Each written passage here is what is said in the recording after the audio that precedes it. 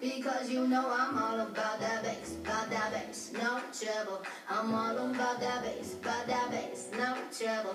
I'm all about that bass, no trouble. Welcome! Hi, I'm Ms. Herrick. I'm here to go over notes for 5.3 and 5.4. Yes, 2 sections.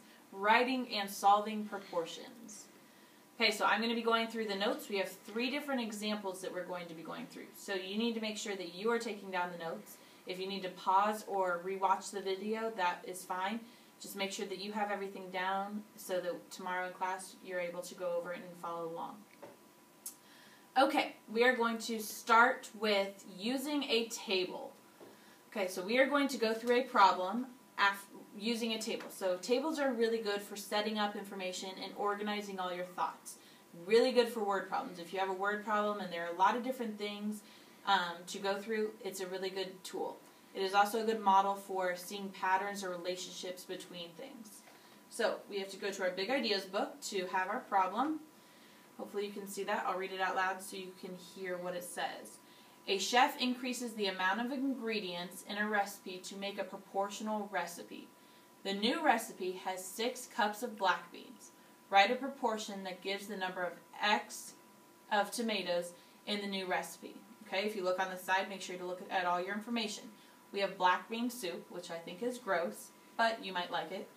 And it has all the ingredients listed here. Now, if you go back to the problem, it's talking black beans and tomatoes. So we don't care about salsa or water or seasoning right now. We only are looking at those 2 things. So take a look, make sure to read through that.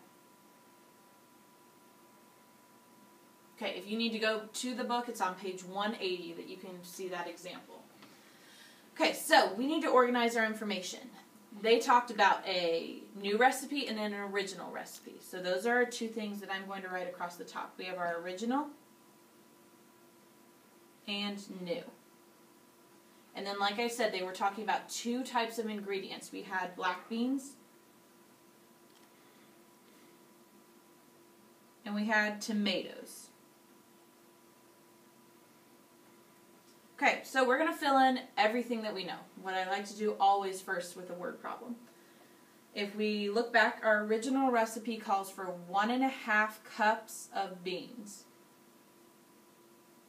And tomatoes, is 1 tomato for the original recipe. The only info they give us for that new recipe is that it's 6 cups of black beans. So our unknown in this problem is our tomatoes for our new recipe. Okay, so we have everything written down and they are asking for a proportion. Well, we're going to figure out how to write a proportion, but we're also going to figure out how to figure out what that X is. And to be able to do that, we're going to kind of just extend our table. Okay, we're going to continue it on and use that information that we have. Okay, so I extended. Okay, you've all probably hopefully at some point made cookies or something at home. And if you had to make it for a lot of people, you might double the recipe. And usually we can all double something in our heads. So we're doubling, multiplying by 2 is what that means. So if we were taking our original, 1.5 cups, and doubling it, or multiplying it by 2, how many cups are we talking about? We would be talking about 3 cups of black beans. Okay, same thing for tomatoes, because we want this to be proportional or equivalent fractions. So we're talking 1 tomato. If we're doubling it, we are talking 2 tomatoes. Okay, now if we wanted to make an even bigger amount, okay, maybe we are multiplying by 3. If we are multiplying by 3, same thing applies. We take our original amount and we're tripling it. We're multiplying it by 3. 1.5 times 3 gives us 4.5 cups of black beans. Okay, 1 tomato multiplied by 3, or tripling that, would be 3. Okay, if you look, you might start to even see a pattern. Sometimes tables give you that, which we saw in previous sections. Okay, so let's do a few more. We have times 4. So if we are quadrupling this recipe, okay, we have our 1.5 times 4 gives us 6. Uh-oh, I see something we need to look at. we're talking 6 for that new recipe. They're talking 6 cups, which we just got 6 cups. So I think that means we're quadrupling that recipe. So how many tomatoes would we need if we were talking 6 cups black beans? 1 tomato quadrupled would be 4 tomatoes. Interesting. Okay, so do we see how we can use a table to, pretty much we had to do no really hard math there. It was just doubling, tripling, quadrupling. This is like we said, this is a really good way to organize your information. And it's really easy to see what you're increasing by, and if we're increasing by 2, then we're doing that for both parts. Okay, so they asked in the problem to set up a proportion. Okay, well that's easy. Okay, we kind of already did it. We have you can just look at your original part. We have our 1.5 cups over our 1 tomato is equal to our new recipe of 6 cups is equal to X tomatoes. We have to do 0 math here because we already figured out that our tomatoes is 4, which means X is equal to 4 tomatoes. So we found that out using our model of a table. Okay, so we are done with that problem. We wrote it proportion and we solved it. Mental math. This is a good way to solve a proportion if it's a really easy proportion. If we're talking small numbers, if you just look at it and you see a pattern or something. So we already have the proportion written. 3 over 2 is equal to X over 8. What I would look at, we have our unknown, X. Okay, so the bottom part here, our denominators, those are both there. So what factor do we need to get from 2 to 8? What happens to get from 2 to 8? We are multiplying by something. Think about that. We are multiplying by 4. Okay, so multiply by 4.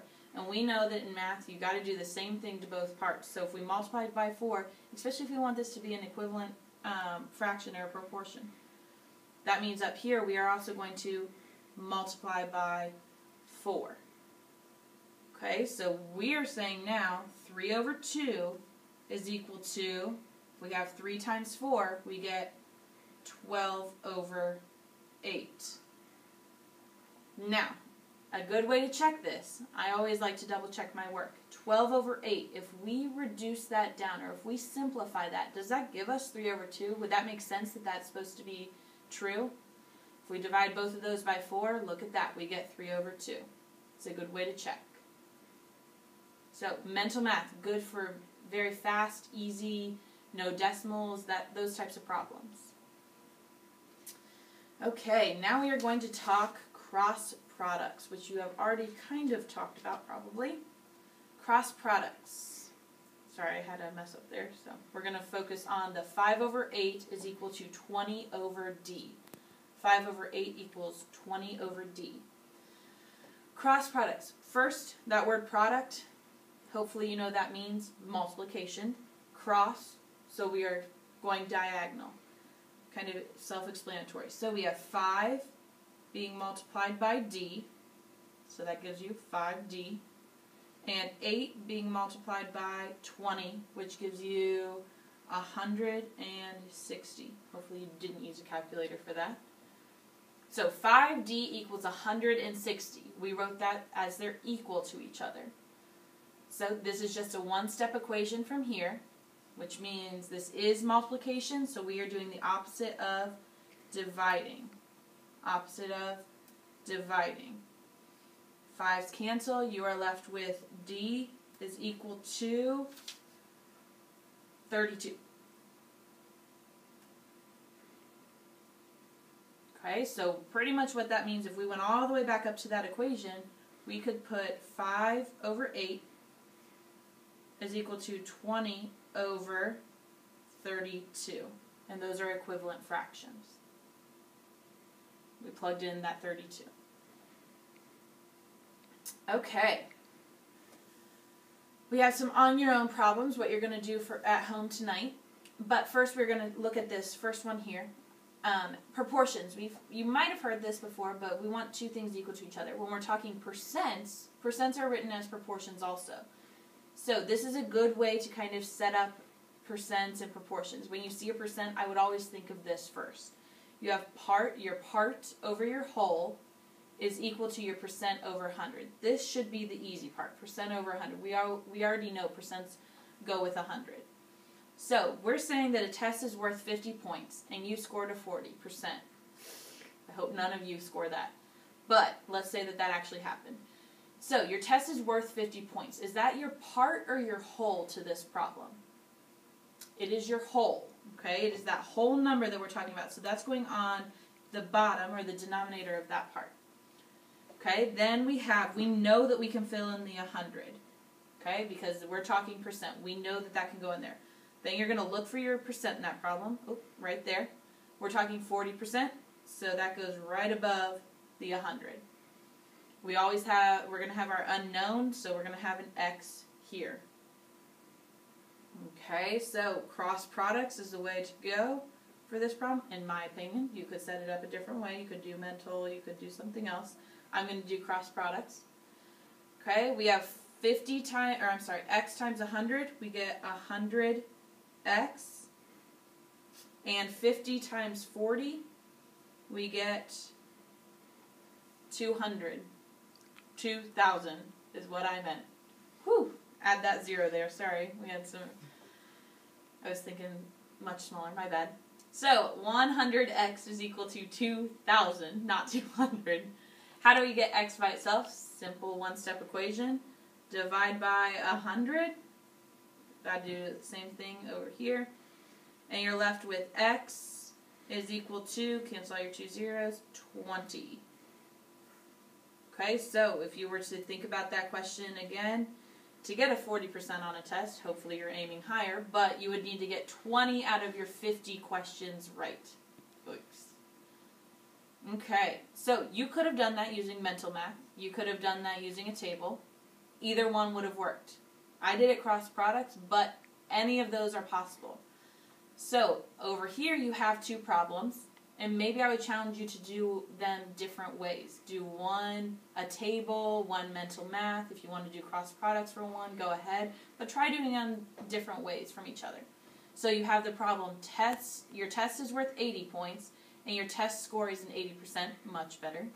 And then your second one, your test is worth 150 points, and your score is 96%, even better. Try those problems tonight and bring them in ready with your notes tomorrow. Thanks, and have fun.